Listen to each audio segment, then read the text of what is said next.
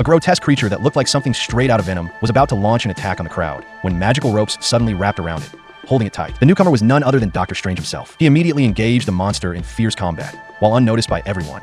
A spider slowly descended on its web near the portal entrance. Under the monster's relentless assault, Dr. Strange found himself losing ground. He warped the indoor space and summoned a portal to hurl the creature outside. But when he stepped through the portal himself, he was greeted by an oncoming garbage truck. Using his phasing ability, Strange easily dodged the attack and quickly cast the Time Stone's protection over the school building, only to be blindsided by the monster. Thanks to his loyal cloak swooping in for the save, he avoided being smashed to pieces. Meanwhile, the monster had set its sights on a girl who'd fallen to the ground. It lifted her high into the air, but suddenly a brick came flying from behind. It was Peter stepping up to help. The monster immediately switched targets and slowly advanced on him. In the nick of time, Dr. Strange intervened and successfully subdued the creature. As the portal closed, it severed the spider's thread, and the arachnid silently landed on Peter's shoulder. It crawled to his neck and sank its fangs in. Peter's eyes glazed over, his limbs went limp, and he collapsed hard onto the ground. At that moment, a future superhero was quietly born. Fast forward several months. Peter had mastered his new abilities, but still couldn't shake his terrible sense of timing. He sprinted down the street, but missed the subway anyway. Facing another tardy arrival, Peter reluctantly went to Plan B. He swung freely between buildings and quickly caught up with the train. Just as he was heading to school,